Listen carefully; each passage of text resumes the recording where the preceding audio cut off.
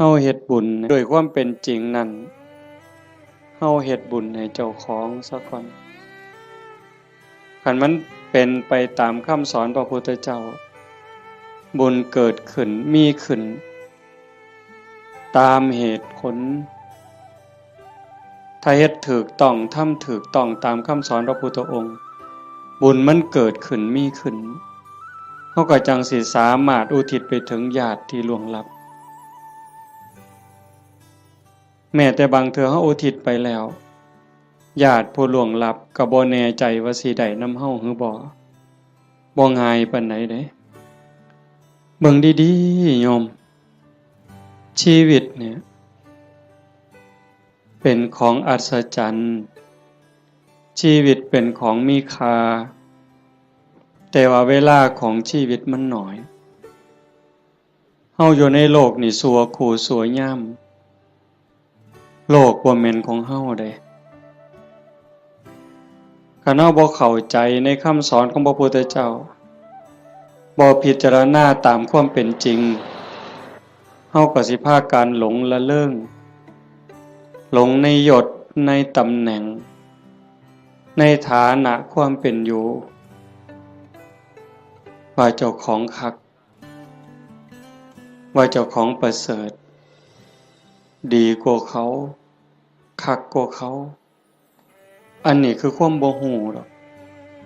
คนบ่ได้คิดว่าอยากเป็นแต่ว่ากิเลสตัณหาอวิชชามันตัว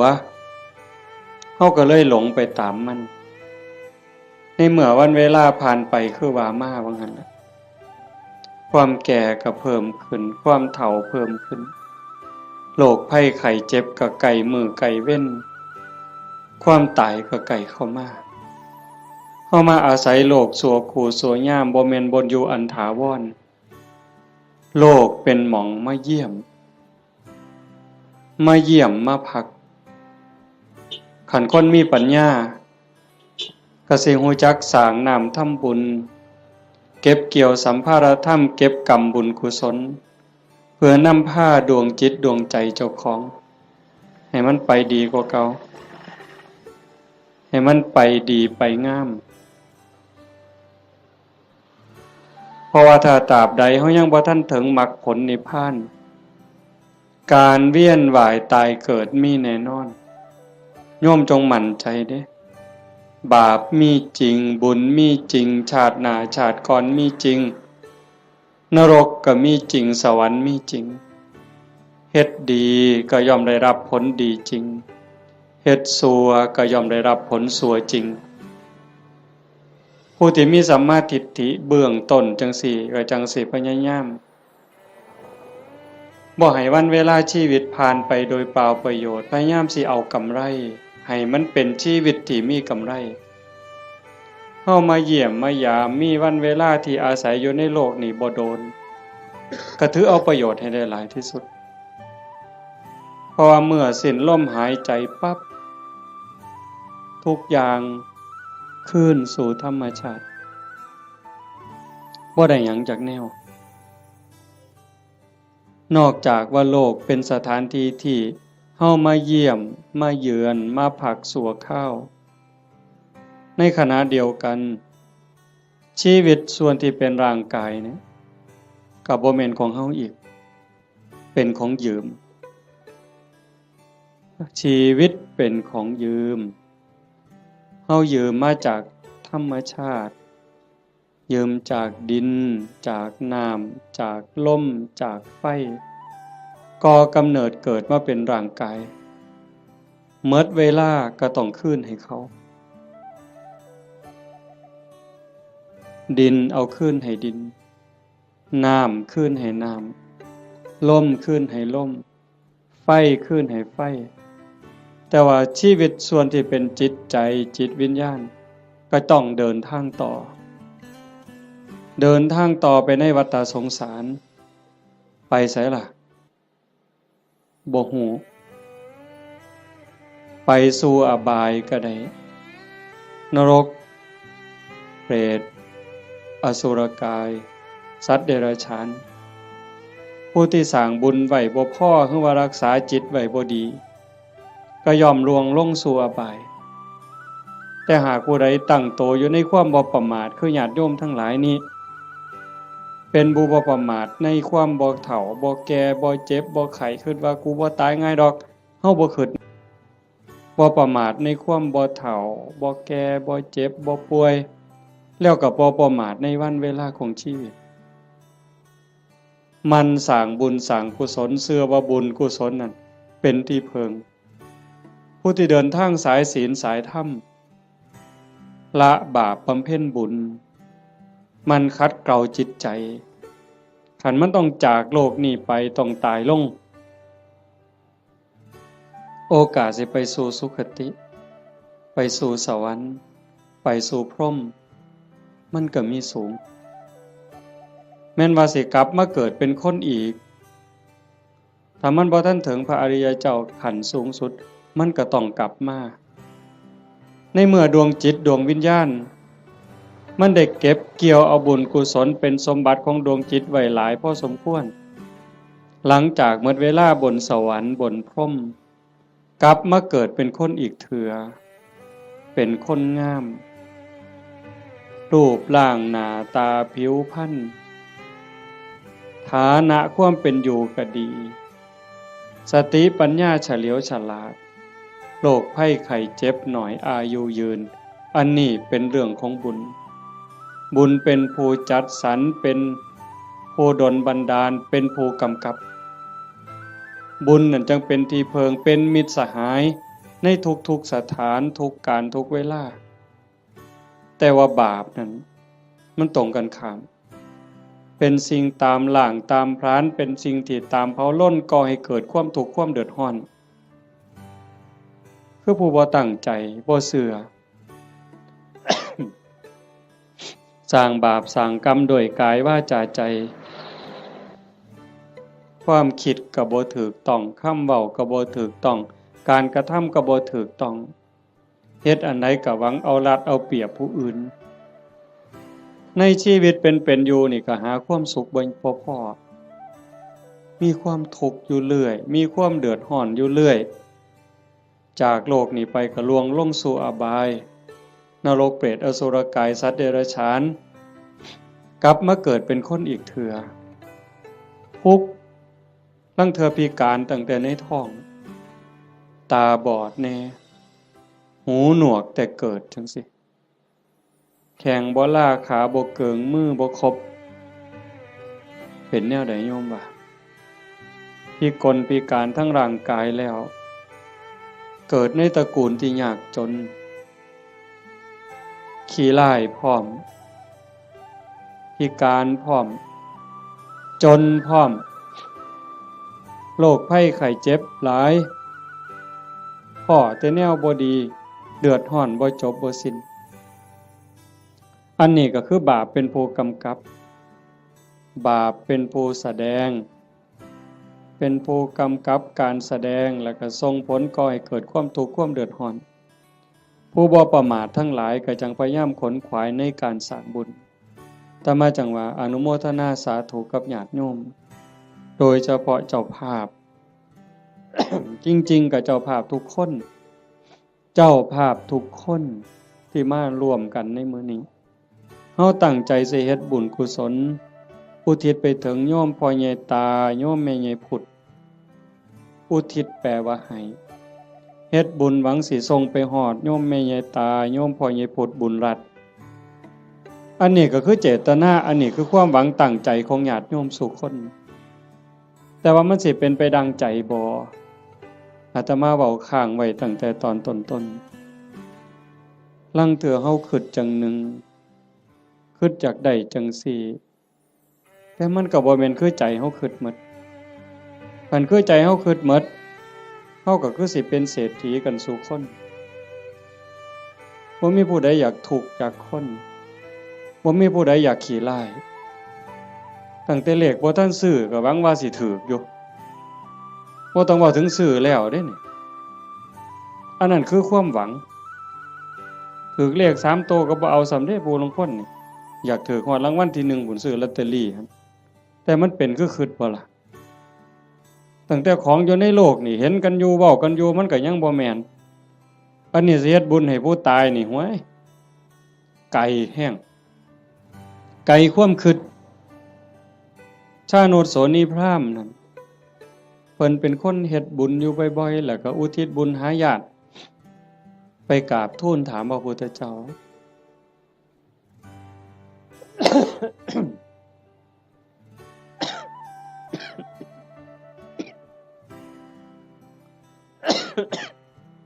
เพิ่นว่าเพิ่นเฮ็ดบุญดูๆเนี่ย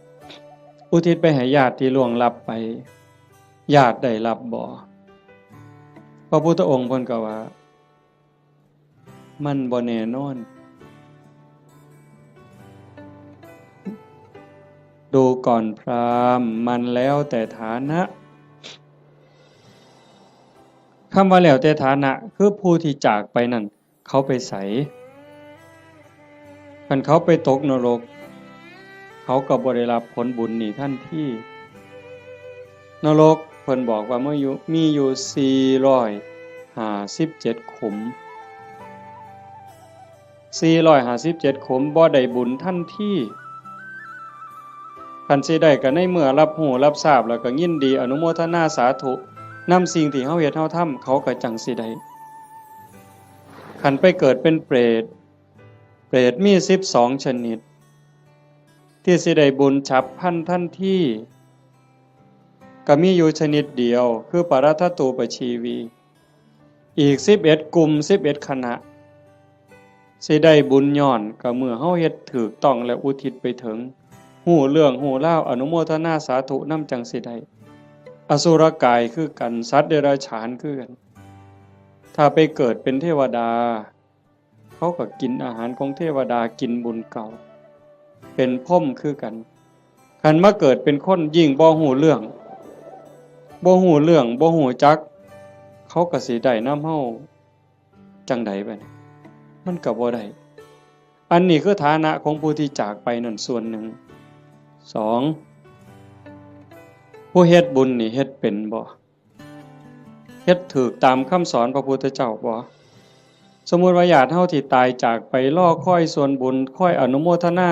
เอาบุญนำเฮานี่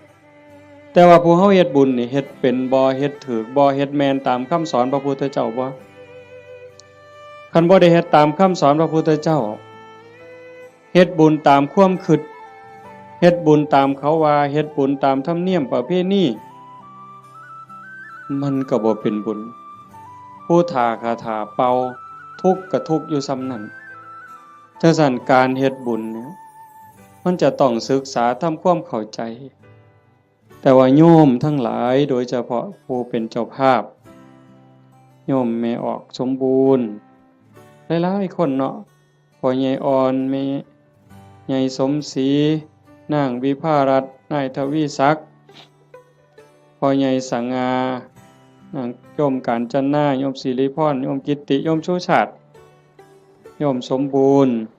นายประจวบนางรัตมณีโยมชั่นชัยโยมดวงธิดาโยมพรณภาโยมไกรสอนโยมจันทิราอันนี้ก็ถือว่าเฮาเข้าใจพอสมควรคณะบ่เข้าใจในคำสอนพระพุทธเจ้าบ่ได้ฟังเรื่องบุญบ่ได้ยินเรื่องบุญจนเข้าใจแล้วเฮาก็จะเฮ็ดบุญจังซี่บ่ได้บ่เฮ็ดดอกต้องเฮ็ดอีกอย่างหนึ่งจังซั่นการเฮ็ดบุญมันเป็นการสร้างประโยชน์สูงสุดให้กับชีวิตตนเองในปัจจุบันแล้วก็หวังผลบุญนั่นให้เป็นสิ่งเพิงพาอาศัยได้ในปรโลกเบื้องหน้าเฮาก็จังเฮ็ดในส่วนที่เป็นบุญตามคำสอนพระพุทธเจ้าวางหนึ่งน่ะอาตมามานั่งฟังอยู่ในรถครูบาอาจารย์เพิ่นสิกลับวัดเพิ่นให้พรโยมมีบทหนึ่งตอนท้ายๆปุญญานิปรโลกัสสมิงปฏิฐาโหนติปานินังเพราะเหตุว่าบุญนั้น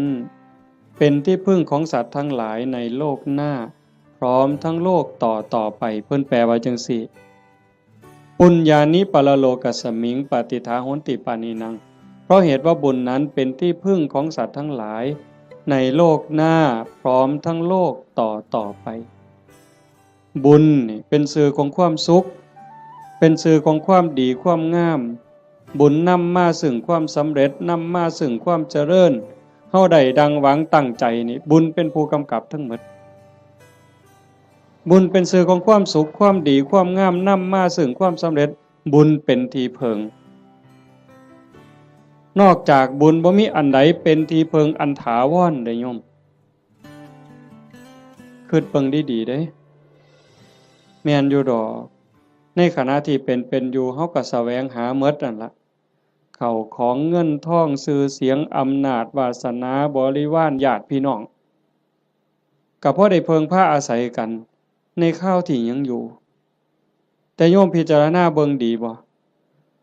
คนเฮาเพิงพาอาศัยกันได้จริงๆกันในข้าวที่มีศีลมีธรรมในใจเด้ในข้าวที่ทุกคนมีศีลมีธรรมเจือจานอยู่ในใจก็จังเพิงพาอาศัยกันได้คันถ้าศีลธรรมจืดจางไปจากใจแล้วผัวกับเพิงบ่ได้เมียกับเพิงบ่ได้ลูกกับเพิงบ่ได้โยมเปิดโทรทัศน์เบิ่งสิได้ยินเกือบซุมื้อเห็นเกือบซุมื้อผัวฆ่าเมียเมียฆ่าผัวพ่อแม่ฆ่าลูกลูกฆ่าพ่อแม่พี่น้องฆ่ากันหมู่ฆ่ากันผู้บางคนมีเงินหลายๆก็คิดว่าสิอยู่เย็นเป็นสุขบ่เงินนั่นล่ะพาเจ้าของเดือดร้อนนอกจากสิถือเขามาแย่งมาป่นมาจี้จับไปเรียกค่าไทยบางเทื่อเห็นว่าเจ้าของมีเงินหลายก็ไปข่มคนอื่นสร้างความเดือดร้อนให้ผู้อื่นก็โดนจับปรับไม้ใส่โทษเมื่อดีบ่ดีเขากู้เขายืมค่าปิดปากค่าล้างหนี้ก็มีเห็นบ่ล่ะมันจังบ่แม่นที่เพิงอันแท้จริงแต่ที่เพิงอันแท้จริงคือบุญคือโยมนั่งฟังเทศน์ฟังธรรมอยู่นี่เฮาได้เกิดมาเป็นคนเนี่ยคันบุญบ่หลายมันสิได้เป็นคนบ่เจ้าว่านกหนูปูปีกงัวควายสร้างม้าสัตว์เดรัจฉานทั้งหมดคันจะเว้าไปไล่ไปทั้งหมดตั้งแต่สัตว์นรกกับเวจีจนถึงภวากพรหมบ่มีผู้ใดที่บ่เคยพ่อเป็นแม่เป็นพี่เป็นน้องอาตมาบ่ได้เว้าเอาเด้พระพุทธเจ้าเว้าเด้ในวัฏสงสารนี้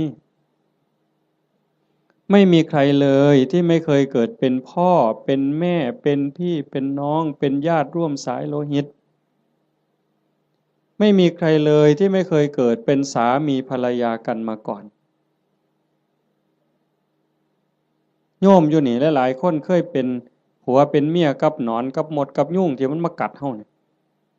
นั่นคือวัฏสงสารเป็นหยังเขาต้องไปเป็นแบบนั้นนั่นคือบุญเขาบ่พอ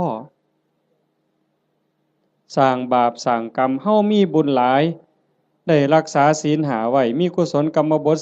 10พอสมควรจังทรงให้เฮาได้เกิดมาเป็นคนได้เกิดมาเป็นคนแล้วบ่คือกันเห็นบ่หน้าตาบ่คือฐานะบ่คือสติปัญญาบ่คืออุปนิสัยใจคอบ่คือกันคนเดียวกันนี่โยมเคยสังเกตเบิ่งเจ้าของบ่ลางเทื่อหูสองข้างบ่คือกันเด้แต่ละคนตาสองข้างบ่คือกันเด้สังเกตเบิ่งเด้อหมู่พวกคนเฮาที่รู้จักกันตาสองข้างบ่คือกันลางเทื่อดังเนี่ยปีกจมูกเนี่ยบ่คือกันเด้นิ้วมือนิ้วตีนคนเดียวกันก็บ่คือกันมือข้างซ้ายเป็นจังหนึงข้างขวาเป็นจังหนึงเป็นหยังก็เป็นจังซั่นคันให้พระเจ้ามาออกแบบเอาคันว่าพระเจ้าเป็นผู้สร้างเนี่ยคันพระเจ้าเป็นผู้สร้างอาตมาว่าคนสิคือกันหลายเติบอยู่เด้เราสิขี้คร้านเฮ็ดแบบพิมพ์เนาะก็สิเฮ็ดพิมพ์มาคือรอพระพุทธรูปนี่เทเขามันก็สิคือกันหมดนะแต่มันบ่แม่นจังซั่นคนสิดีสิงามสิเฉลียวฉลาดสิโง่สิเป็นอะไรก็แล้วแต่ก็ขึ้นอยู่กับกรรมแปลว่าการกระท การกระทำของตนเองที่ถึงพร้อมโดยเจตนาบ่ว่าสิกระทำทั้งกายทั้งวาจาทั้งใจถ้าคิดดีทำดีเฮ็ดดีเนี่ยเป็นกรรมดีก็ย่อมได้รับผลดีเฮ็ดบ่ดีทำบ่ดีเป็นกรรมบ่ดีก็ต้องได้รับผลบ่ดีในเมื่อมันเป็นจังซั่นพระพุทธเจ้าเพิ่นจึงบอกว่าบุญนั่นเป็นที่เพิงโยมทั้งหลายก็อยากได้บุญโยมไม่ออกผู้เป็นเจ้าภาพญาติโยมทุกคนมาร่วมฟังเทศน์ฟังธรรมมาร่วมบุญร่วมงานมาเพาะมาโม่นั่นก็คือเฮาอยากได้บุญแต่ว่าการเฮ็ดบุญนั่นเฮ็ดจังไดมันจังสิได้หลายขึ้นกว่าเก่าปู่ย่าตายายเพิ่นบอกว่าเฮ็ดบุญกฐินมันได้บุญหลายโยมก็ตั้งอกตั้งใจอยากเฮ็ดบุญกฐินในชีวิตหนึ่ง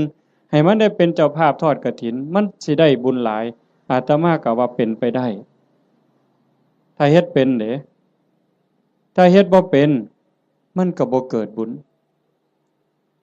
คำโบราณเพิ่นว่ามีกฐินบูดกฐินเน่ากฐินเศร้าหมองอีหยังเพิ่นว่าจังซี่แต่คันเฮ็ดเป็นบัดมันก็งดงามเป็นที่เพิงพาอาศัยได้ในชีวิตนี้ในชีวิตหน้าบ่จบบ่สิ้นเพิ่นจังให้เฮาศึกษาทำความเข้าใจเรื่องบุญปุญญะเมวะโสสิกขยะอายตัตถังสุขินทริยังทานันจะสมจาริยันจะเมตตาจิตตัญจะภาวเยเอเตธัมเมภาวยิตตวาตโยสุขังสมุทัยเย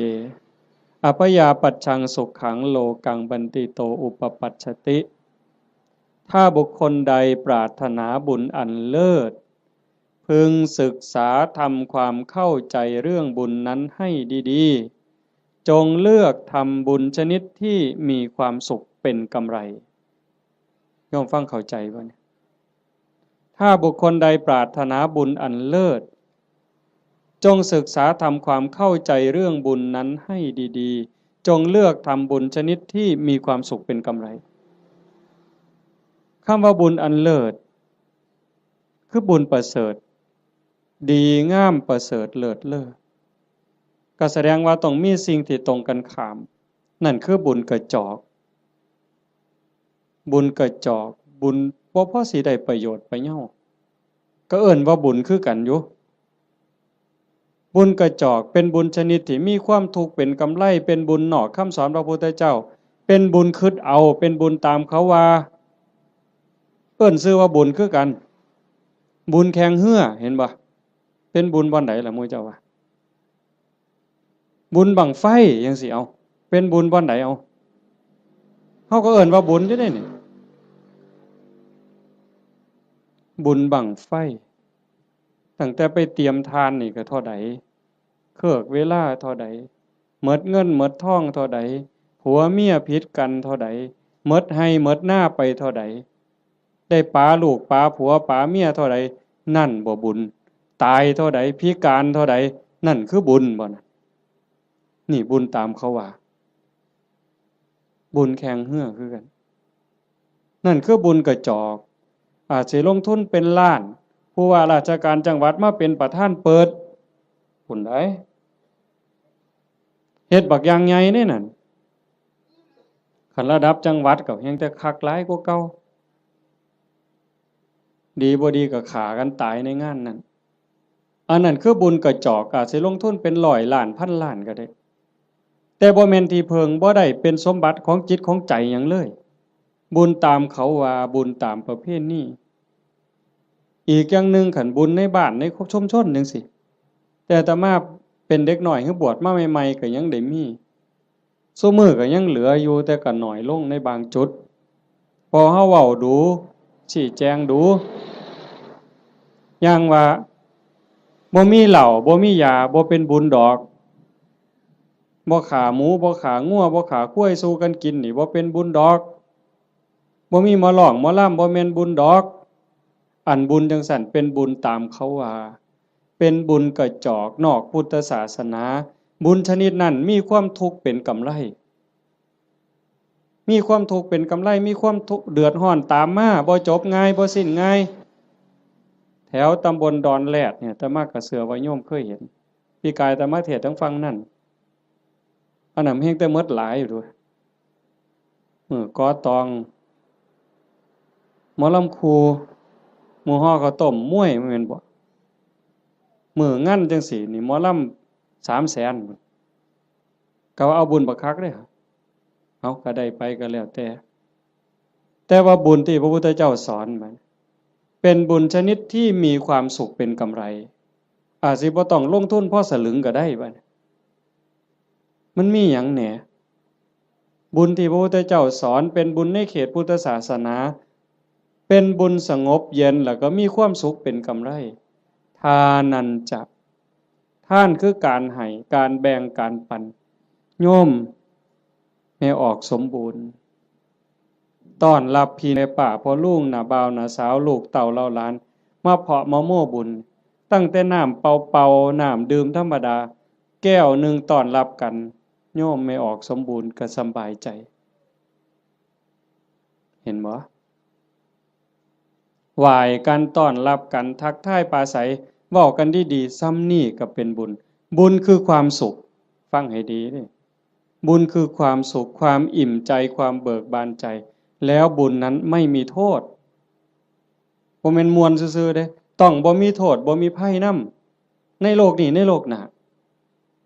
เก็บดอกไม้น่ะมาแต่ข้างหัวใส่พานยกใส่หัวบูชาพระรัตนตรัยความอิ่มใจก็เกิดนั่นบ่ต้องเสียหยังหลายยิ่งคือตอนเพลเฮาได้ถวายเพล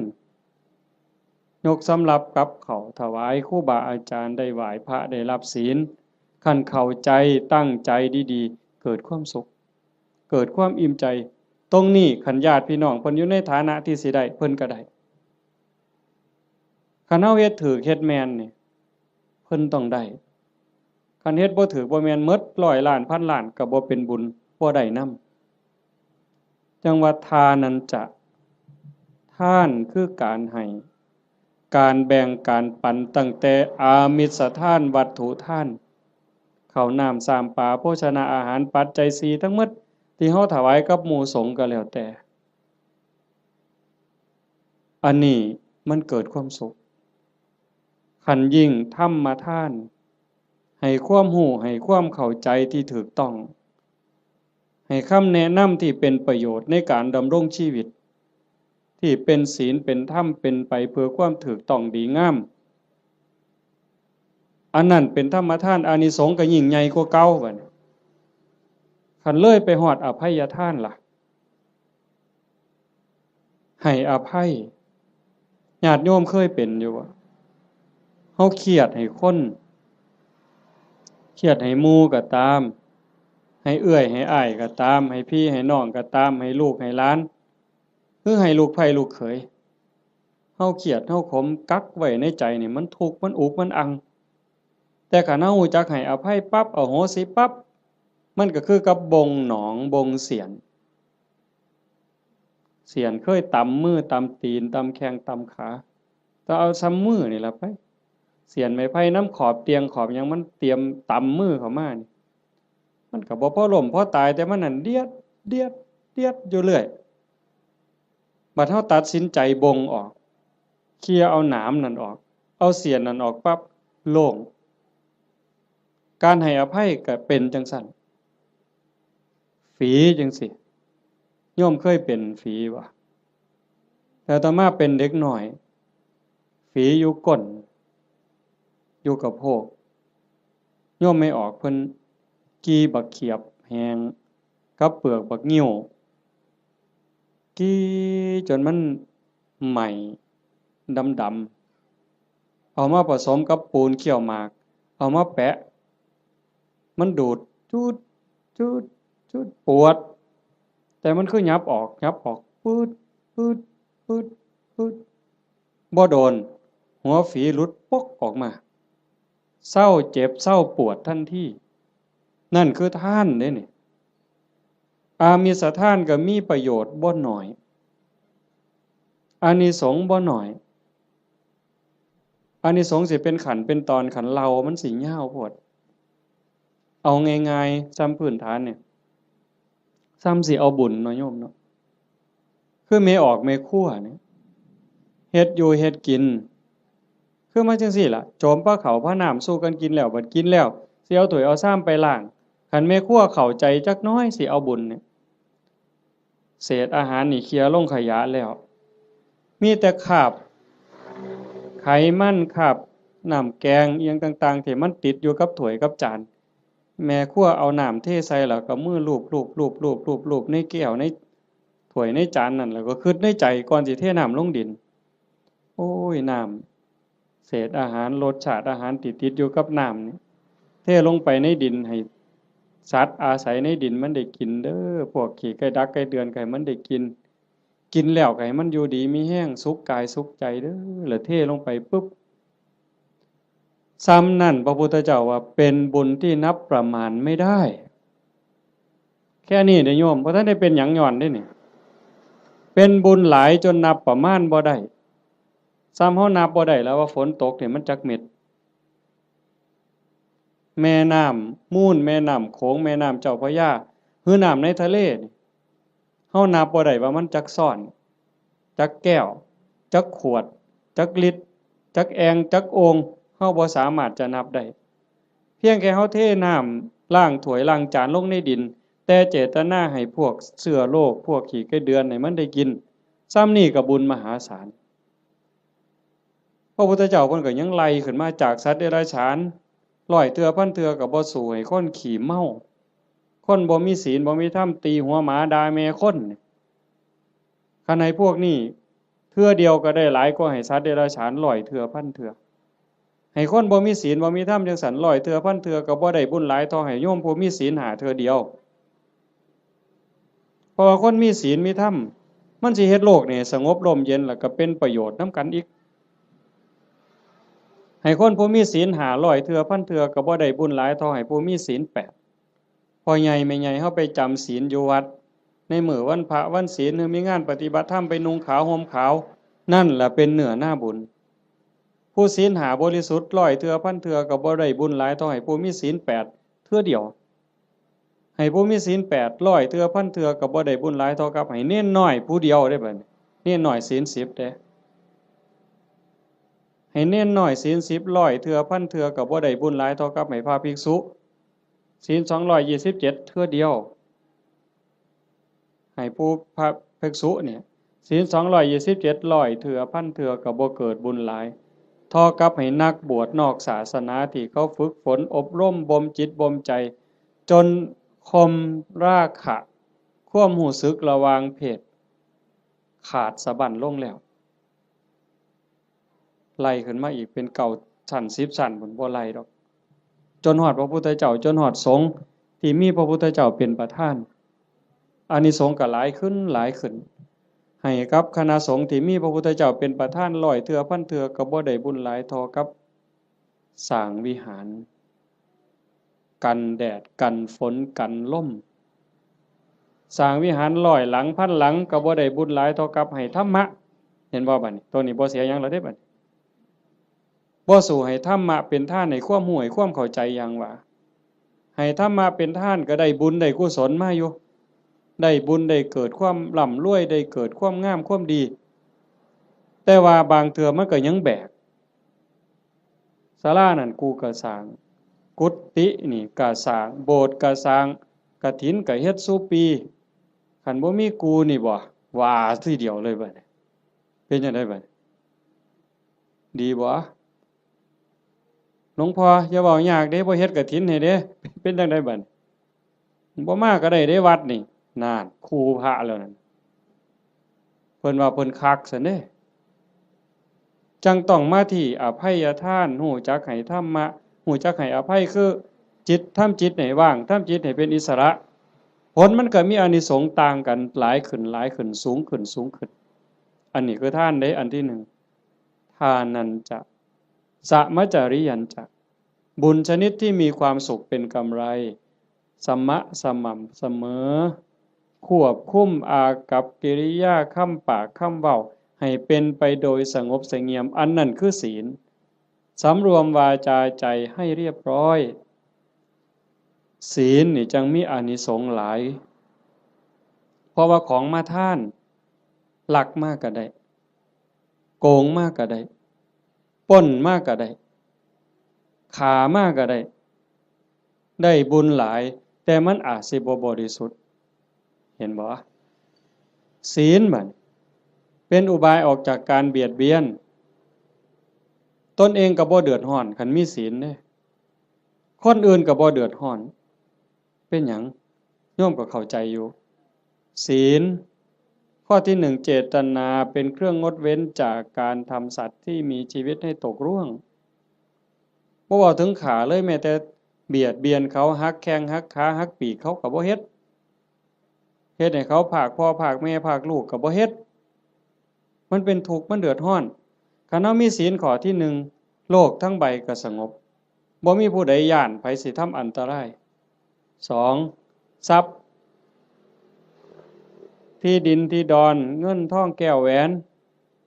ของผู้ใดผู้ใดก็หักของผู้ใดก็แพงเขาก็คือเฮาเฮาก็คือเขาชีวิตและทรัพย์สินกันเว้าข้อที่หนึ่งอีกจักหน่อยเนี่ย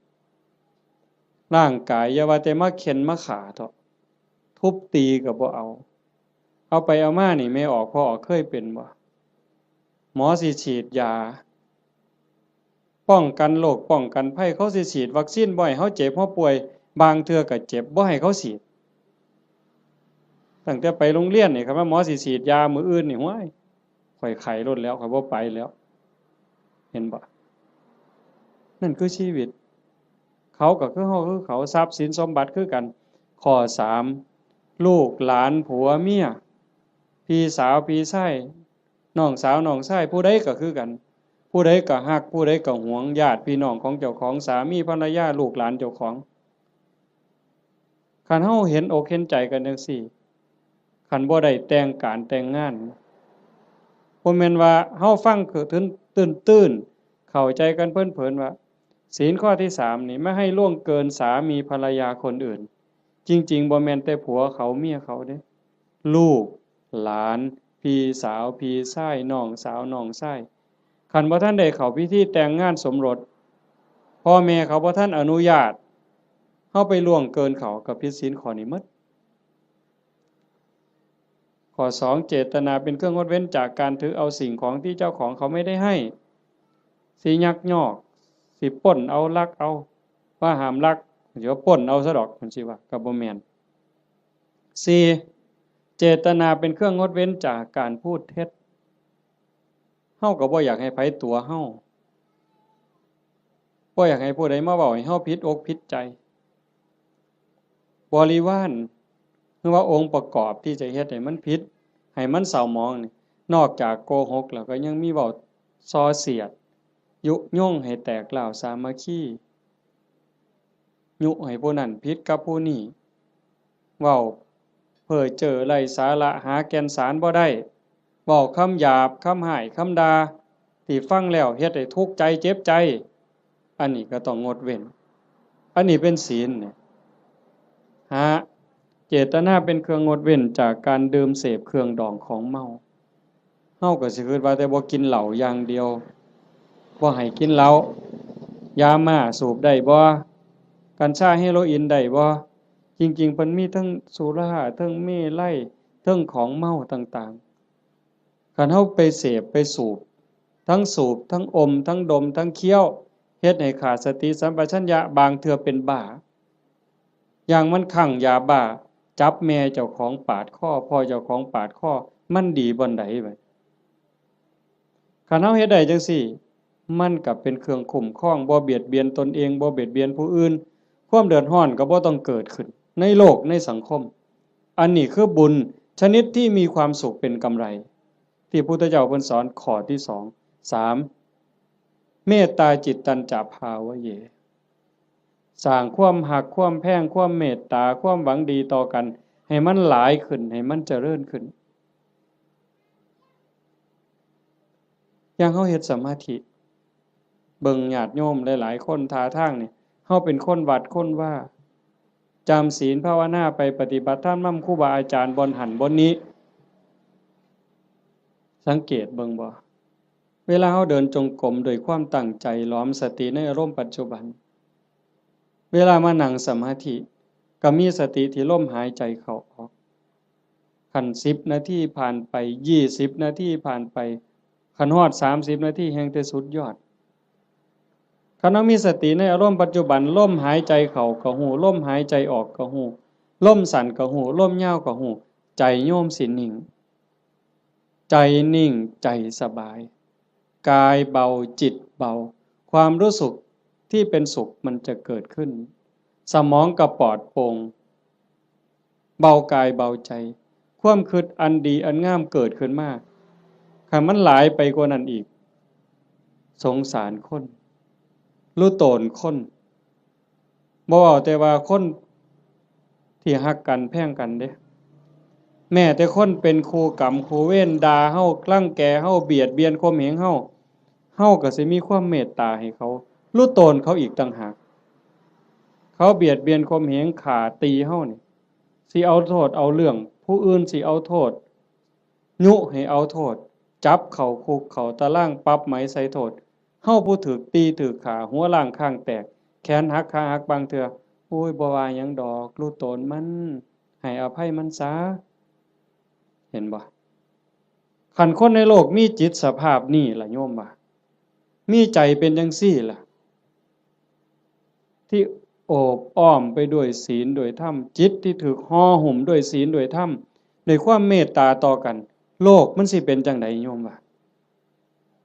ที่มันวุ่นวายอยู่จังซี่ย้อนคนขาดศีลขาดธรรมบ่ใส่ใจต่อศีลต่อธรรมก็เลยมีแต่ความเห็นแก่เนื้อแก่ตัวเอาเปรียบแม้กระทั่งเมียเจ้าของบ่ต้องเว้าผู้อื่นเด้เอาเปรียบเมียเจ้าของเอาเปรียบผัวเจ้าของลูกเต้าเอาเปรียบพ่อแม่แน่นอนเลยเลี้ยงมาพาใหญ่ตั้งแต่พูนอุ้มผ้าค่าท้องยากปานใดไม่ออกหูดีบ่ต้องจักถามดอกว่าพ่อแม่สิฮักเฮาส่ำใดห่วงใยเฮาส่ำใดโยมถามเจ้าของฮักลูกแต่มื้อใดยายถามจักหน่อยนี่โยมฮักลูกแต่มื้อใดเกิดไสเกิดจากท้องหรือเกิดในท้องบ่ยายว่าเกิดออกจากท้องมาฮักเลยแต่อาตมาเห็นว่าผู้บางคนนี่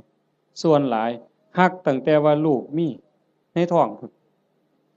ว่าตั้งท้องแล้วฮักเลยลุกก็ระวังย่างก็ระวังกินก็ระวังนอนก็ระวังสิกินอันใดลงไปคันถ้าแม่นเจ้าของมักปานใดเคยกินเคยแซ่บแต่คันว่ามันสิเฮ็ดให้ลูกแสบลูกร้อน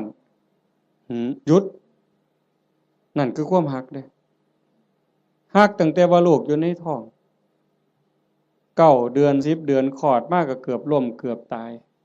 เชื่อว่าทุกคนนี่มือออกลูกนี่บ่มีผู้ใดม่วนปานใดดอกเทิงห้องเทิงไห้จมให้ผัวซ้ำผู้บางคนเครียดให้ลูกบ่สร้างลูกบ่ว่าฮักตั้งแต่คาท้องบ่ฮู้ซ้ำว่าลูกในท้องนี่มันสิเป็นผู้หญิงหรือเป็นผู้ชายสิพิการบ่สมบูรณ์บ่สิขี้ร้ายหรือสิงามสิเกิดมาทำร้ายเจ้าของบ่สิเป็นคนดีหรือเป็นคนชั่วบ่เกี่ยวกันบ่สนใจเลยฮักอย่างเดียวบัดลูกเกิดมาแล้วเลี้ยงมาลำบากปานใดหมดข้าวจักเหล้าตัวสิใหญ่แต่ละคนหมดเสื้อผ้าจักผืนหมดเงินจักแสนแต่งการแต่งงานให้แล้วบ่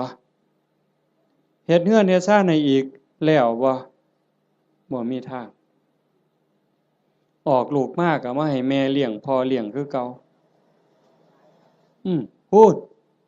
ไปหาซื้อขนมกินอยู่กรุงเทพเอาหลานมาให้ยายเลี้ยงแทนที่สิได้ลงวัดลงว่าจังหันจังเพี้ยนบ่ฆ่าหลานยายบางคนก็พะโล้เด้เอาแต่หลานมาอ้างยากแทนที่สิได้เข้าวัดเข้าว่าเตรียมตัวตายเอาบุญให้หลายๆบ่เอาหลานมาอ้างขี้คร้านไปวัดเงินเดือน500ก็ซื้อขนมจนเกลี้ยงบ่ได้ว่าเลี้ยงหลานใหญ่แล้วก็สิไข่ดอกเพิ่นหลานใหญ่มันละออกเลนมาอีกตายเจ้าเสร็จอีกคือเก่าไปบ่รอดเพิ่นว่าเฮ็ดจังได๋บัดนี้สิมาวัดตอนมาอยู่ข้างกำแพงบ่เมื่อเลยมาเทื่อเดียวอยู่เลยเด้อบัดนี้บ่แม่นแนวซั่นบ่เห็นบ่คั คันเฮาได้พิจารณาอีหลีอีหลอนี่จากทานมาสู่ศีลมาสู่ภาวนาความเมตตาหวังดีต่อกันมันสิเกิดจริงๆการสร้างบุญการเฮ็ดบุญมันมีรายละเอียดหลายโยมตั้งแต่การให้ทานซื่อๆเนี่ยทานอย่างเดียวนี่น้ำขวดเดียวข้าวปั้นเดียวผักเส้นเดียวก็ตามบุญต่างกันอยู่ที่เจตนาคันให้ด้วยความศรัทธาเชื่อในคำสอนของพระพุทธเจ้าบาปมีบุญมีชาติหน้าชาติก่อนมีเชื่อมั่นใจจังซั่นเนี่ยเวลาผลบุญมันออกมาก็ออกผลเฮาสิเป็นคนรว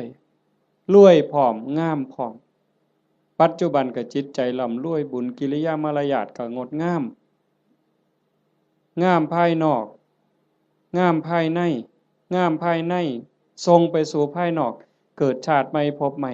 งามพร้อมรวยพร้อมนี่ค่ะในท่านโดยศรัทธาแปลว่าเชื่อใจมั่นใจไว้ใจว่างใจ2ให้ท่านด้วยความเคารพในวัตถุท่านเคารพในผู้รับท่านจะมาเว้าข้างไปตอนต้นมันแล้วแต่ฐานะที่ชาโนโสนิพามถามพระพุทธเจ้ามันแล้วแต่ฐานะมันมีหลายระบบอีกหลายเหลี่ยมอีกผู้รับท่านน่ะมีศีลมีธรรมบ่อย่างคือทอดกฐินนี่ครูบาอาจารย์เพิ่นมีศีลมีธรรมได้ฝึกฝนได้อบรมมื้ออื่นเวลาพ่อใหญ่พาไปกาวกฐินฮือย่ายผู้เป็นเจ้าภาพอุ้มผ้ากฐินถวายเนี่ยมื้อนั้นอาตมาไปเห็นอยู่วัดหนึ่งเพิ่นนิมนต์ไปรับนำเพิ่นเขียนคำถวายให้เจ้าภาพนี่อุ้มผ้าไตรจีวรตั้งนะโมแล้วก็พาหมู่ว่าอิมังพันเตกฐินะจีวรทุตสังอาตมาก็เหลียวเบิ่งหน้าเจ้าภาพก็คิดเบิ่งใจเจ้าภาพคิดเบิ่งใจญาติโยมอีกหลายๆคนโยมว่าเป็นตาอ่อนซ่อนบ่ในชีวิตหนึ่งเฮาได้อุ้มผ้าไตรจีวรกล่าวถวายสังฆทานถวายผ้ากฐินว่าเป็นบุญใหญ่เป็นบุญสุดยอดมันสิเป็นความภูมิใจสิเป็นบุญปานใดโยมว่าคิดเบิ่งเด้อยายชีวิตหนึ่งนี่เฮาให้ได้เฮ็ดคันบ่ได้เฮ็ดกองใหญ่เป็นเรื่องเป็นราวคือเพิ่นกลับไปห่วมเพิ่นเฮ็ดได้อันนี้คือสิ่งที่ได้เด้บุญเนี่ยติดตามไปในโลกนี้โลกหน้าหน้าที่ไผได้เฮามาอาศัยโลกชั่วคราวบ่แม่นของเจ้าของดินนี่สิว่าของเฮาซั่นบ่หน้านี่สิว่าซื้อเจ้าของในโฉนดสิภูมิใจซั่นบ่มันสิภูมิใจจักมื้อจักหน่อยเขาก็เปลี่ยนเป็นชื่อผู้อื่นล่ะ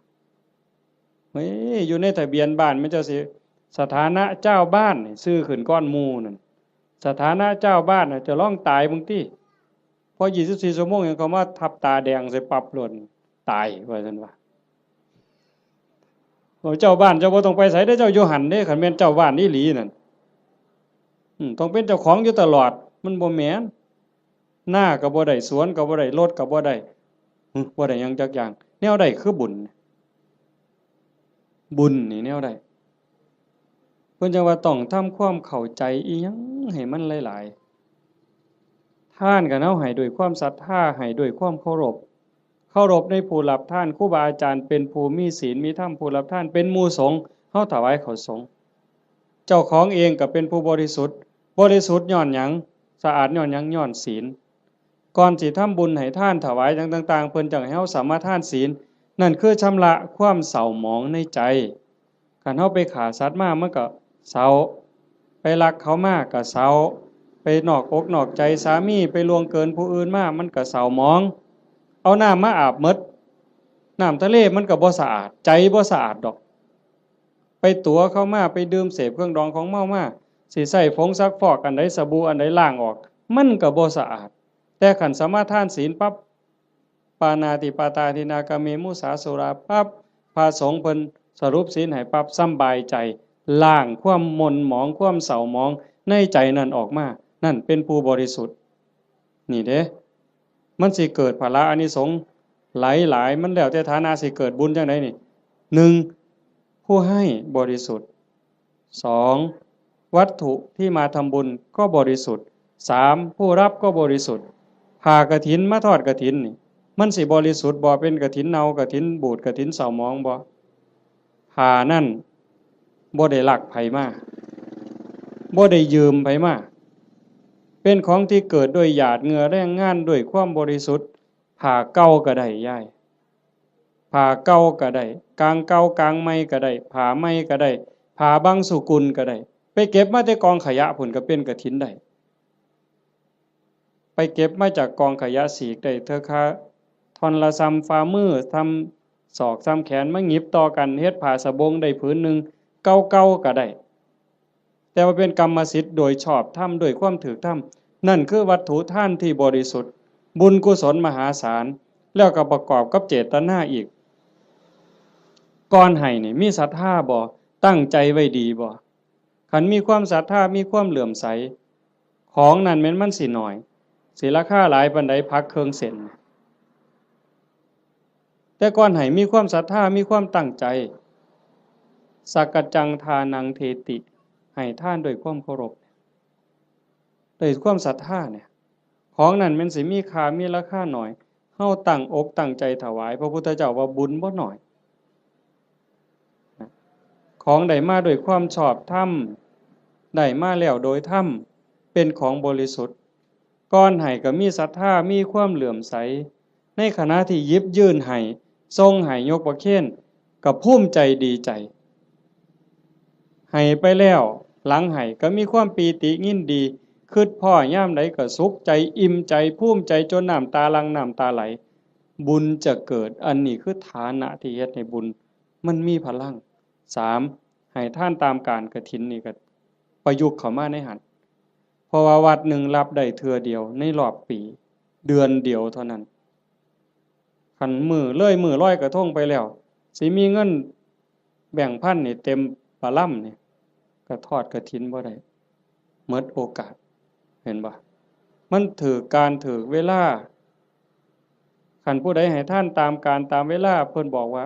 เมื่อบุญมันออกหมากออกผลเต็มที่แล้วตกทุกข์ได้ยากลำบากลำบนบ่อนใดอยู่ไสก็ตามสิมีคนซอยเหลือแม่นเว้ากันบ่ฮู้เรื่องก็สิมีคนซอยคันบ่มีผู้ซอยอยู่บ่อยู่ก็ถูกเลขบ่อยากถูกก็ถูกเฮาสิได้ยินอยู่เรื่อยพวกถูกลอตเตอรี่ถูกแจ็คพอตบางเทื่อก็แม่ค้าขายผักบางเทื่อก็3ล้อบางเทื่อก็คนกวาดถนนพวกเรานี่บ่ได้ซื้อประจำดอกกวาดถนนไปเข็นผักไปรู้ตนเห็นคนตาบอดเห็นคนพิการที่มาขายลอตเตอรี่เฮามีใจรู้ตนนี่คนทุกข์นี่จะรู้ตนกันบางเทื่อก็บ่อยากได้บ่อยากซื้อแต่ว่าเพราะอยากอุดหนุนเขาหยิบให้แน่บ่เบิ่งฮอดตัวเลขซื้อมาแล้วก็ใส่กระเป๋าไว้บ่หัวซ่าเลขออกไว้แล้ว2 มื้อ3 มื้อจังมาคิดพ้อตรวจเบิ่งก่อนหน้านั่งว่างๆตรวจเบิ่งถูกซ้ำนี่เป็นผลบุญจากการให้ท่านตามการตามสมัยคือกฐินจังซี่อันนึงคนตกรถตกเรือบ่มีค่ารถจังซี่ลูกกำพร้าคนด้อยโอกาสจังซี่คนถูกไฟไหม้บ้านน้ำท่วมหน้าหนาวบ่มีเสื้อผ้าห่มเฮาซอยเหลือในข้าวที่คนอื่นเดือดร้อนนี่มันเป็นการละท่านผลบุญเกิดเฮาสิได้มีคนซอยเหลือท่านการท่านเวลาการให้ท่านโดยจิตโดยความเคารพที่ว่ามาวังหันข้อที่2ขามมานิดนึงเคารพในผู้รับทานเคารพในวัตถุทานผลบุญเกิดสิได้ลูกดีผัวดีเมียดีข้าทาสบริวารสิเป็นคนซื่อสัตย์ไว้ใจได้วางใจได้มีอานิสงส์หมดเด้4กฐินนี่ก็เข้ามาในนี่อีกทานด้วยจิตหวังอนุเคราะห์ตามธรรมดางานกฐินมันสิเป็นเรื่องของพระเรื่องกฐินเป็นเรื่องของพระบ่เกี่ยวกับโยมออกพรรษามามื้อวันแฮม1ค่ำเดือน11จนฮอดวันเพ็ญเดือน12ระยะเวลา1เดือนนี่ภาษาธรรมเพิ่นสิเอิ้นว่าจีวรการเวลาแห่งการแสวงหาผ้าออกพรรษาปั๊บเพิ่นก็สิแยกย้ายกันไปเพราะว่าผ้าสมัยเก่ามันบ่ได้ดีคือซุมื้อผ้ามันเปื่อยเป็นฝ่ายอีโป้แม่นบ่พ่อใหญ่อาตมาก็ได้ใช้อยู่ย้อนหลังไป40กว่าปีหั่นฝ่ายตำเอาเองมันบ่ได้เหนียวบ่ได้หมั่นปานนี้ มายิ่งสมัยก่อน 2,600 กว่าปีโยมว่ามันสิปานไหนไปเก็บมาจากกองขยะผ้าห่อศพจังสิผ้าเปื้อนประจำเดือนไม่ออกก็ไปถิ่มจังสิผ้าไปฉีกก็มาต้มน้ำเลือดน้ำเหลืองออกซักน้ำออกมาเย็บเป็นผืนแต่บัดมื้อนี้ย่ายผู้เป็นเจ้าภาพพร้อมลูกพร้อมหลานเขียนหนังสือว่าสั่นก็ถือพานดอกไม้ไปกราบหลวงพ่อเจ้าอาวาสหลวงปู่หลวงตาครูบาอาจารย์บ่ต้องลำบากเด้อบ่ต้องกังวลเด้อเรื่องกฐินปีนี้ข้าน้อยสิพาลูกพาหลานพาพี่พาน้องเฮ็ดถวายดอกเด้อให้ครูบาอาจารย์สบายใจได้ศึกษาธรรมะปฏิบัติธรรมะมาบอกมาสอนพวกผู้ค้านี่คือการให้ท่านด้วยจิตหวังอนุเคราะห์นั่งเมื่อให้ท่านด้วยจิตหวังอนุเคราะห์จังสี่ผลบุญมันเกิดในเมื่อผลบุญเกิดขึ้นมาปั๊บเพิ่นบอกว่าเฮาสิได้ใส่ได้สอยแต่สิ่งดีสิ่งงามของเหลือเลือกเขาก็เป็นของดีเขาเลือกไปหมดแล้วเหลือไว้อันเดียวเฮาเอามาใส่ก็สิเป็นของดีมีคุณภาพมีความคงทนอันนี้บุญได้เป็นผู้เอาให้บ่มีพระเจ้าทั้งใดโดนบันดาลบ่มีพระพรหมทั้งใดลิขิตแต่ว่าผลบุญผลกรรมของแต่ละคนที่ตนเองสร้างตนเองเฮ็ดมันสิส่งผลเองนี่ให้ท่านโดยจิตหวังอนุเคราะห์กฐินก็ในหันจังว่ามันเป็นบุญหลายให้ท่านโดยการบ่เบียดเบียนตนเองบ่เบียดเบียนผู้อื่นก็คือในงานนี่บ่เห็นเหล้าเฮาบ่เบียดเบียนเขาโดยเอาเหล้ามาเกลือเขามันดีซั่นบ่คันด้วยความเข้าใจด้วยความมักก็สิว่ามันดีแต่เว้าด้วยความเป็นจริงโยมก็คิดเบิ่งบัดคันว่ามันดีเลี้ยงเหล้ามันดีนี่ลูกเฮาน้อยๆเอาเหล้ากอกมันเบิ่งสมมุติไปเล่นในบ้านผู้เฒ่าจับเอาเหล้ากอกหลานเฮานี่ยายสิว่าจังได๋ยามผัวเมาเหล้านี่สำบายใจบ่ไปนั่งกินอยู่นั่นก็เคิกเวลาเฮ็ดหน้าแล้วอันนั้นบ่ทันเมาได้แต่นั่งกินอยู่นั่นก็บ่แห้งแล้วเธอเมาล้มป่องงองนอนคาบหญ้าหมาเลียปากอยู่หั่นบัดลูกก็อยากอายคนเมียก็อยากอายคนเคิกเวียกไปอีกเป็นมื้อดีบ่ดีทะเลาะวิวาทตีกันหัวล้างข้างแตกขึ้นโรงขึ้นศาลอีกหวยแขนหักขาขาดพิกลพิการลูกกำพร้าเต็มบ้านเต็มเมืองนี่ย้อนเหล้ายังสิว่าดีอยู่อำเภอรัตนะนี่บ่ปานใดดอกเนาะไก่สุรินทร์จักหน่อยคนสุรินทร์ไม่กินสุรายังว่าหมาสุรินทร์เสยอยู่เว้ยแต่ว่าซุมื้อมันเปลี่ยนแล้วเนาะไปอยู่ศรีสะเกษแทนแล้วบัดนี้อันนั้นก็บ่ยอมแพ้คือกันในทางนั้นก็ได้แต่ว่าเฮานี่มันพัฒนามาแล้วโยมเห็นบ่มันบ่ดีเฮาก็จังทำบุญโดยการบ่เบียดเบียนคันเฮาทำบุญด้วยการไม่เบียดเบียนนี่พระพุทธเจ้าเพิ่นบอกว่าเมื่ออานิสงส์เกิดผลบุญมันทรงเต็มที่เฮามีดินมีดอนมีไหมีหน้าเฮือนซ่านบ้านซองทรัพย์สินสมบัติโจรลักบ่ได้ไฟบ่ไหม้ของเฮาลมบ่พัดของเฮาให้เสียหายเห็นบ่เพิ่นจังว่าเฮ็ดบุญกฐินมันได้บุญหลายมันก็แม่นกันเฮ็ดเป็นบ่เป็นก็จอดคือกันลงทุนเป็นแสนเป็นล้านก็ลองเบิ่งที่ล่ะกันเฮ็ดแบบว่าน่ะนี่ขาหมูขางัวสั้นขาสังลางไว้นี่ผู้ใดมาก็ปาดก้อยซกเล็กอยู่กับนี่รถเอาลองเบิ่งเราก็เอารถมาจอดไว้นี่อยากกินเท่าใดก็กินนี่มันจะบ่ตีกันหัวล้างข้างแตกอยู่นี่เจ้าภาพสิไปอยู่ไสล่ะเจ้าว่ากินบ่อิ่มด่าเจ้าภาพอีกเมามาหากใส่เจ้าภาพเสร็จอีกลองเบิ่งเป็นบุญบ่ใดบัดนี้บ่มีแต่ว่าคันแนวนี้แม่ป้าพ่อลุงแม่ใหญ่จักมาแต่ไสนี่มานั่งฟังเทศน์ฟังธรรมนำกันด้วยความสงบงามอันนี้มันเกิดบุญมื้อนี้จะเว้าเรื่องกฐินจักนิดนึงแต่ว่ามันจะได้บุญหลายแนวใดเขาเบิ่งเอาแต่ซ้ำสายตาเฮาเห็นคันเป็นบุญอย่างอื่นบุญแจกข้าวบุญอัฏฐาซื่อๆโยมก็บ่เฮ็ดคักปานนี้อันนี้เตรียมการโดนเป็นแห้มเดือนแห้มปีตั้งต่อเพราะว่าเฮาเชื่อว่ามันเป็นบุญบอกลูกบอกหลานว่าลูกเอ้ยหลานเอ้ยทั้งลูกไผ่ลูกเขยหมู่เจ้าเก็บเงินเด้อออมเงินเด้อประหยัดแน่แม่สิพาเฮ็ดบุญกฐินหาพ่อใหญ่แม่ใหญ่หาปู่หาย่าหาพ่อผู้มีพระคุณในวงตระกูลเฮาอย่าสะเอาแต่สองนี่เด้ตลอดฮอดเจ้ากรรมนายเวร บ่เคยฮู้จักนั่นคือพวกเรานั้นเพิ่นอาจจะรอคอยรับบุญรับกุศลที่โยมเฮ็ดอยู่เฮาจะบ่ขี้ทีแฮ่งให้แฮ่งได้อย่าไปเว้าเด้มันเรื่อยๆอยู่แม้แต่อยู่วัดครูบาเขารายการจังซี่หรือไปเทศน์บางหม่องยังมีอยู่ในความคิดจังซี่ว่าคันอุทิศไปให้ผู้อื่นมันสิบ่หมดบ่เพิ่นย้านบุญเพิ่นหมดเฮ็ดแล้วต้องเอาผู้เดียวคันกรวดน้ำอุทิศไปมันสิหมดบ่เพิ่นย้านบุญหมดจริงๆมันบ่หมดยิ่งให้ยิ่งได้ยิ่งให้ยิ่งหลายเฮาเบิ่งคือเฮาเตรียมกฐินผูกผ้าเตรียมอาสงฆ์เฮ็ดฝาเฮ็ดผ้าข้างหลังเฮ็ดสายลุงหาบักกล้วยบักอ้อยบักพร้าวตั้งอีหยังขึ้นมาไม่กวดหามากกกล้วยกกอ้อยหามากองกฐินนี่มันยิ่งใหญ่ความตั้งอกตั้งใจจังซี่มันก็ก่อให้เกิดบุญพอเฮาเฮ็ดด้วยศรัทธาเฮ็ดด้วยความเคารพเฮ็ดด้วยความตั้งใจนี่อานิสงส์มันหลายแล้วก็อีกอย่างหนึ่งหลังจากเฮานอกจากเฮาจะเฮ็ดด้วยความตั้งอกตั้งใจด้วยความศรัทธาแล้วประโยชน์มันเกิดกับพระพอประโยชน์เกิดกับพระที่เอิ้นว่าอานิสงส์เกิดกับพระแล้วมันก็ยังย้อนมาใส่โยม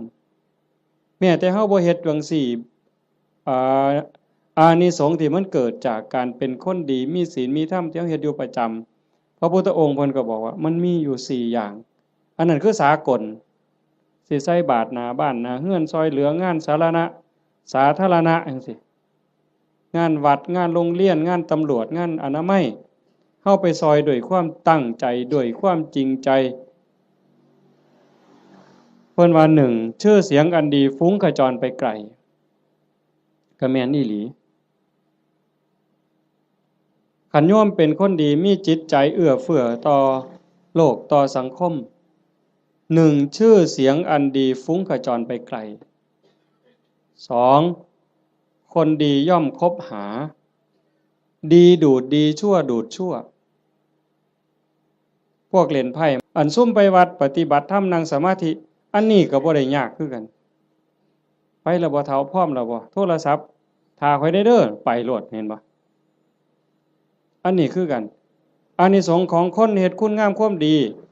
ชื่อเสียงอันดีฟุ้งกระจรไปไกล2คนดีย่อมคบหา3เป็นที่รักของมนุษย์และเทวดามนุษย์คือผู้มีใจสูงใจดีใจงามมีศีล5เต็มเปี่ยมมีกุศลกรรมบท10หวังดีต่อพี่ต่อน้องนั่นคือมนุษย์เป็นมนุษย์คนแล้วก็เทวดาคนมีหิริมีโอตตัปปะนอกจากมีศีลแล้วมีธรรมแล้วก็ยังอายซัวกลัวบาปเข้ามากำกับในใจอีกนั่นเป็นมนุษย์เทโวเทวดาคนยังเป็นนี่แหละแล้วเทวดาที่เฮาบ่เห็นโต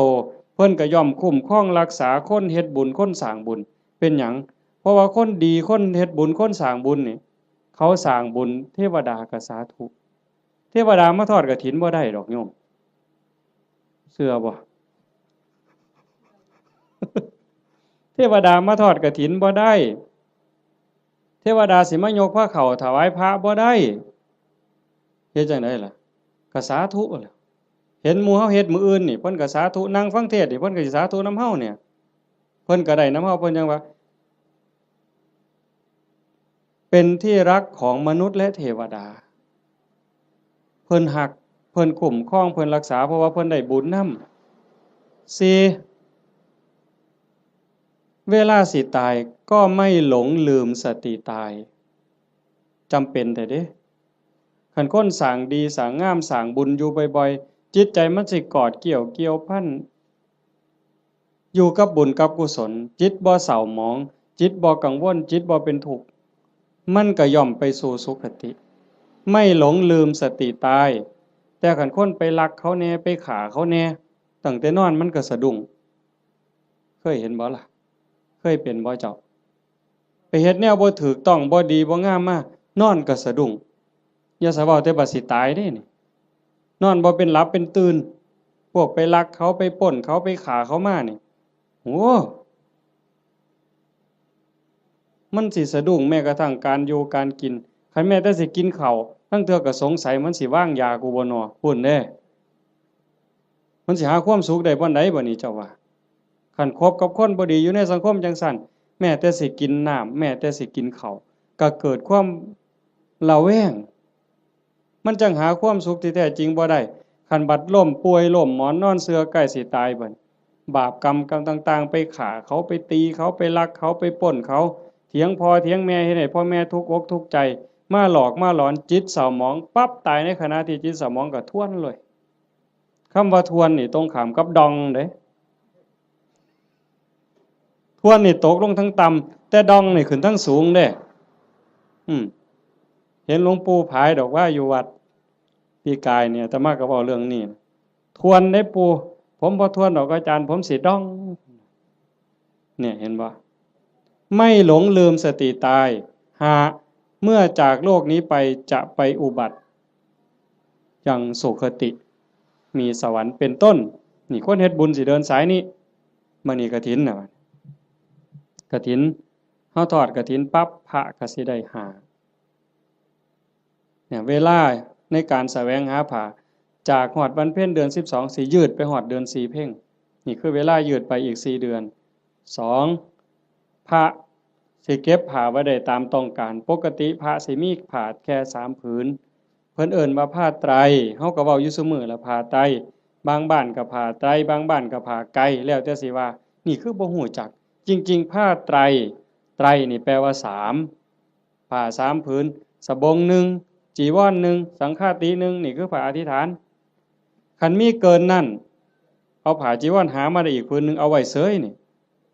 คันครบ10มื้อบ่สละให้เณรบ่สละให้พระภิกษุรูปใดรูปหนึ่งบ่สละให้สงฆ์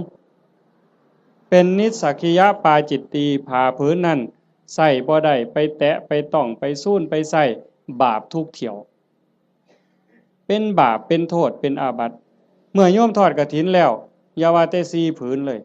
เอาไว้เต็มเฮือนนี่ก็บ่เป็นหยังเอาไว้เต็มเดินวัดก็บ่ผิดนี่คืออานิสงส์ที่พระได้เก็บผ้าไว้ได้ตามต้องการ3เมื่อจากอาวาสสิไปไสก็ตามไม่จำเป็นต้องเอาผ้าไปครบสำรับบางหันว่ามีเกิน3บ่ได้มื้อนี้ขาด3บ่ได้บัดนี้ข้อที่3เพิ่นเอิ้นว่าปราศจากจีวรสมมุติว่ามันบ่ทันได้ออกพรรษาบ่ทันได้รับอานิสงส์พรรษาอานิสงส์กฐินอาตมาอยู่วัดเคยมันเป็นวัดป่าเนาะกุฏิอยู่ไกลๆจังซี่ยามมื้อแลงนุ่งผ้าสบงสงน้ำมาตากไว้อยู่กุฏิบัดยามมื้อเช้ามาทำวัดอยู่ศาลามาอยู่พี่อยู่ศาลาจนแจ้งผ้าสบงผืนนั้นไปใส่อีกบ่ได้มันเป็นผ้าขาดราตรีเพิ่นเอิ้นว่าเป็นนิสสักขิยปาจิตตีผ้าสบงผืนนั้นต้องสละให้สามเณรต้องสละให้พระรูปหนึ่งหรือสละให้สงฆ์คันบ่สละไปแตะไปใส่ไปจับไปต้องขึ้นมาปั๊บต้องนิสสักขิยปาจิตตีเป็นบาปทุกเที่ยวโยมแต่ในเมื่อโยมทอดกฐินแล้วปั๊บได้รับอานิสงส์อย่าสว่าแต่อยู่ในวัด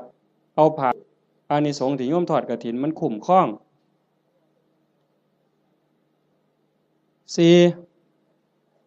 ฉันคณะฉันเป็นวงได้ฉันปรัมประฉันดูได้ที่จริงพระพุทธเจ้าเพิ่นขอร้องให้พระนี่ฉันในบาตรมันบ่ยากกับผู้อื่นแล้วก็ฉันเทื่อเดียวเฮาบ่ได้ทำให้ทำหน้าบ่ได้ไปแบกไม้ไงต่อหากินเองบ่ได้กินดูหลายโยมเขายากเมืองสิซะ ออกซื้ออาหารบ่ได้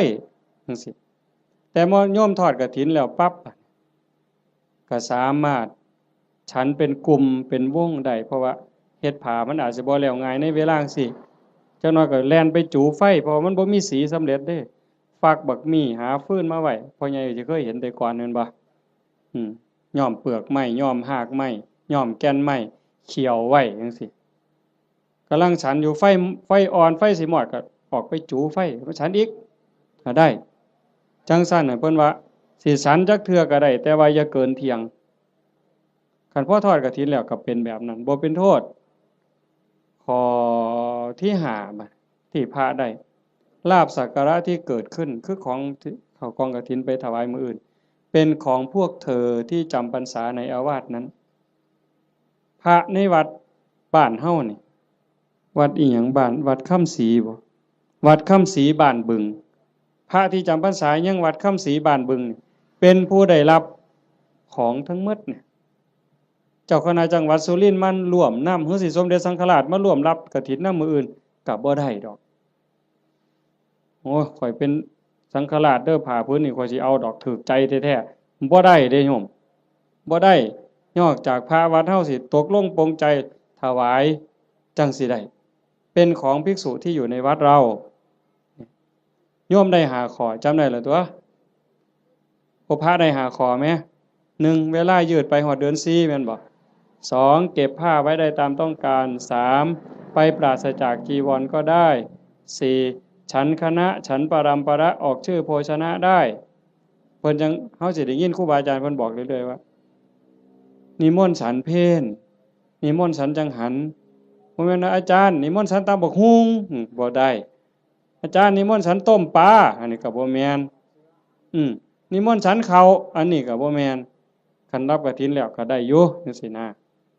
แต่เฮาก็บ่จำเป็นก็จักสิไปว่าเฮ็ดหยังเนาะก็แล้วไปดอกบัดนี้โยมได้หยังมา1อายุยืนผู้ทอดกฐินผู้ร่วมไปอนุโมทนากฐินสิได้ประโยชน์คืออานิสงส์1อายุยืนชาตินี้อาจจะท่านบ่ท่านก็บ่แน่บาปเก่ากรรมเก่าที่เฮ็ดไว้มันอาจกำลังส่งผลอยู่คันบุญเก่าบ่แห้งพอมันก็ต้องไปตามนั้นแต่คันเฮาเฮ็ดด้วยความตั้งใจชาติต่อไปพบต่อไปผลบุญมันตามทรงนี่1อายุยืนทั้งตัวเลข80ปี90ปี100กว่าปีแข็งแรงบ่แม่นนอนอยู่ในห้อง ICU ว่าอายุหลายปานใด100ปีพวกก็บ่พอใจดอกแนวนั้นเนาะนอนในห้อง ICU ให้อาหารทั้งสายอย่างหันใจเองก็บ่ได้ก็จักสิยืนไปหยังล่ะเว้ยแต่ก็บ่แม่นแต่ตัวเลขซ้ำนั้นผมก็ยืนผมบ่งอกง่ายบ่โลนง่ายจังซี่นะแขวก็ยืนบ่ขูบ่ลนบ่โยกบ่ค้อนนี่ตาก็ยืน70ปี80ปีห้อยก้นเข็มปั๊บแง่ปั๊บดึงจักโลดนั่นคือบุญเด้น่ะคันผู้บุญบ่หลายบัดนี้หวายใส่แว่นสายตาตั้งแต่อยู่ประถมพี่อย่าสว่าแต่เข็มเย็บผ้าเลยเข็มเย็บกระสอบนี่ก็จ้อยหูล้มแข้งนี่ก็แง่บ่ถึกอยู่ นั่นคือบุญบ่พร้อมโยมคันทอดกฐินแล้วมันสิได้บัดนี้ตาสิดีแต่ชาติต่อไปเด้คันมีของเก่าก็เอาชาตินี้ลดแล้วหูดีบัดนี้หูก็ยืนแขวก็ยืนตาก็ยืนผิวพรรณก็ยืนบ่คือกันเด้ผู้บางคน40ปีนี่เฒ่าเพราะปานหยังแต่ผู้บางคน50 60 70นี่ผิวพรรณยังสดใสอยู่สีดำสีขาวก็ตามดอกแต่ว่าบ่เหี่ยวบ่ย่นหลายนั่นมันเป็นบุญทั้งหมดน่ะโยม1อายุยืนย้อนหยังยืนย้อนโยมถวายกฐินแล้วพระสามารถบ่เป็นโทษทางพระวินัยได้รับอานิสงส์ยืดไปฮอดเดือน4นี่คือมันตอบกันทันที2แม่เว้ย2โยมสิรวยย้อนหยังย้อนโยมทอดกฐินแล้วพระสามารถเก็บผ้าไว้ได้ตามต้องการโยมก็สิเป็นผู้ร่ำรวยด้วยโภคทรัพย์แก้วแหวนเงินทองเอียงต่างๆอย่างเว้ามาหั่นแหละ3โยมมีทรัพย์สินสมบัติขึ้นมาแล้วโจรลักบ่ได้ไฟบ่ไหม้ลมบ่พัดพระราชาบ่ยึดเขาเป็นของหลวงเป็นหยังย้อนโยมทอดกฐินแล้วพระเพิ่นสามารถไปปราศจากจีวรเอาผ้าไปบ่ครบก็ได้พระวินัยบ่ผิดบ่พลาดตรงนั้นคุ้มครองทางโทษพระวินัยให้ก็เลยเกิดมาคุ้มครองทรัพย์โยมอานิสงส์มันว่าคุ้มครองตรงนี้โยมถวายกฐินแล้วพระรับผ้าไว้ได้ตามต้องการก็เฮ็ดให้โยมรวย4โยมทอดกฐินปั๊บพระฉันเป็นวงได้ฉันปรัมประออกสื่อโภชนาได้โยมสิได้รับอานิสงส์บ่ต้องศาสตราบ่ต้องอาวุธบ่กินของแสลงบ่ต้องยาพิษแม้กระทั่งเขาเจ้าว่างยาใส่ยาเฮาก็สิปลอดภัยพุ่นเด้บ่ผิดกระบูนเป็นโรคภัยเจ็บไข้ได้ป่วยสิบ่เป็นกินของแสลงบ่ผิดโรค จากอาหารการกินเหล่านั้นอันนี้คืออานิสงส์จากการได้ทอดกฐินข้อที่สี่ข้อที่ห้าคันเฮาเกิดมาเป็นผู้หญิงชาติต่อไปพบต่อไปสิงามหน้าตาดีผิวพรรณดีสุยิ่งข้อที่ห้านี่อานิสงส์ข้อที่ห้าสิงามคันเกิดเป็นผู้ชายชาติใดชาติหนึ่งคันได้เกิดพร้อมพระพุทธเจ้าสมัยที่มีพระพุทธเจ้ายังทรงมีพระชนมายุอยู่สิได้ฟังธรรมต่อเบื้องพระพักตร์ฟังเทศน์ที่พระพุทธเจ้าเทศน์ให้ฟังแล้วสิได้บรรลุธรรมแล้วขอบวชพระพุทธเจ้าบวชให้พระพุทธเจ้าเป็นอุปัชฌาย์คันบอกภาษาเฮาเอหิภิกขุอุปสัมปทานั่นคืออานิสงส์จากการทอดกฐินมันบ่น้อยเด้โยมจังซั่นจังพากันตั้งอกตั้งใจเด้อลูกเต้าเล่าหลานก็ตามเด็กเล็กเด็กน้อยก็ตามโยมไม่ออกผู้เป็นเจ้าภาพหลักตุ่มพี่ตุ่มน้องถือว่าเป็นประมุขเป็นประธานเป็นหัวหน้าเทวดาให้เฮ็ดใจให้ม่วนๆบ่ได้เฮ็ดดูปานใดดอกปีนี้อาตมาก็จะเฮ็ดอยู่หายใจเจ้าของนี่จากนี้ไปให้มันงามๆไผสิว่าจังได๋ก็สร้างสิเกิดอิหยังขึ้นก็ให้ใจเฮาสงบให้ใจเฮางามเพื่อมันสิเป็นแรงเกื้อหนุนส่งจิตวิญญาณเฮาให้ไปที่ดีที่งามไปสู่ที่ชอบที่สุขตินอกจากนั้นเฮาก็มีความหมายหมั่นปั้นมือว่าสิอุทิศบุญกุศลให้บุคคลผู้มีพระคุณเป็นพ่อเป็นแม่ปู่ย่าตายายผู้มีพระคุณทั้งหลายที่เฮาฮักเฮาแพงตลอดถึงเจ้ากรรมนายเวรที่ว่าไปว่าหั่นว่าได้เฉพาะปรัตถโตปชีวีอันนั้นคือได้ทันทีแต่นอกจากนั้นสิเป็นสัตว์นรกก็ตามเป็นเปรต11จางนั่นชนิดนั้นก็ตามอสุรกายสัตว์เดรัจฉานเทวดาอินทร์พรหมคันเพิ่นได้เห็นการกระทำที่งดงามคือโยมเฮ็ด1 ชั่วโมงที่ล่องลอยมาพบมาพ้อมาเห็นอดบ่ได้ย่อมอ่อนซ่อนย่อมอนุโมทนาเพิ่นสิได้นำเฮาตอนเพิ่นอนุโมทนายินดีนำอ่อนซ่อนนำอันนี้นักปราชญ์ก็ยกย่องบัณฑิตก็สรรเสริญแม่นพระพุทธเจ้ามาพบมาพ้อเฮานั่งฟังเทศน์สมโพธิกองกฐินอยู่จังซี่พระองค์ก็ย่อมอนุโมทนาสาธุจังซั่นจังว่าบุญตรงนี้เกิดแน่ๆเกิดหลายซ้ำเด้บ่แม่นแต่อาตมาเว้าโยมได้ไหว้พระโยมได้ถวายทานโยมได้สมาทานศีลได้ฟังพระเพิ่นสวดมัตติกาสักบงสุคุณเฮาได้ฟังเทศน์ฟังธรรมด้วยความเคารพอันนี้คือกิริยาอาการที่เป็นบุญปุญญกิริยากุศลกิริยามันกลายเป็นบุญเป็นกุศลให้โยมเฮ็ดไปเรื่อยๆจนกว่าสิบ่มีลมหายใจบ่อิ่มบ่เต็มบ่เพียงบ่พอง่ายอย่าว่าพอแล้วล่ะอย่าว่าพระพุทธเจ้าตรัสรู้เป็นพระสัมมาสัมพุทธเจ้าแล้วมีมื้อใดที่พระพุทธเจ้าบ่เฮ็ดบุญบ่เป็นแบบเป็นอย่างบ่สอนธรรมแม้กระทั่งลมหายใจสุดท้ายพระองค์ก็ยังได้ตรัสสังขารทั้งหลายมีความเสื่อมไปเป็นธรรมดาเธอทั้งหลายจงตั้งตนในความไม่ประมาทประโยชน์ตนก็อย่าประมาทประโยชน์คนอื่นก็อย่าประมาทประโยชน์ทั้งสองฝ่ายก็อย่าประมาทให้รีบสร้างรีบทำเห็นบ่เฮาก็คือกันโยมท่านก็เฮ็ดศีลก็รักษาภาวนาก็ภาคเพียรอ่อนน้อมถ่อมตนต่อผู้หลักต่อผู้ใหญ่ผู้เฒ่าผู้แก่พระสงฆ์องค์เน้นซอยขนขวายในกิจที่ชอบอันใดที่เป็นประโยชน์ออกเหงื่อออกแห้งซอยกันเฮ็ดช่วยขนขวายในกิจที่ชอบฟังธรรมแสดงธรรมอนุโมทนาบุญอุทิศส่วนบุญทำความเห็นในถูกต้องถูกตรงอย่างน้อยๆเชื่อว่าบาปมีบุญมีชาติหน้าชาติก่อนนรกสวรรค์มีจริงอันนี้คือต้นเหตุสาเหตุทางเกิดแห่งบุญจึงขออนุโมทนาสาธุกับญาติโยมสุโขสุคนเด้อท้ายที่สุดก็ขอรัตนะอ้างอิงเอาอำนาจแห่งคุณพระศรีรัตนตรัยคุณของพระพุทธเจ้าพระธรรมพระสงฆ์และอำนาจแห่งบุญกุศลคุณงามความดีที่มีทั้งหมดทั้งมวลในสากลจักรวาลจงหลอมร่วมมาเป็นตบะเป็นเดชะเป็นพลวปัต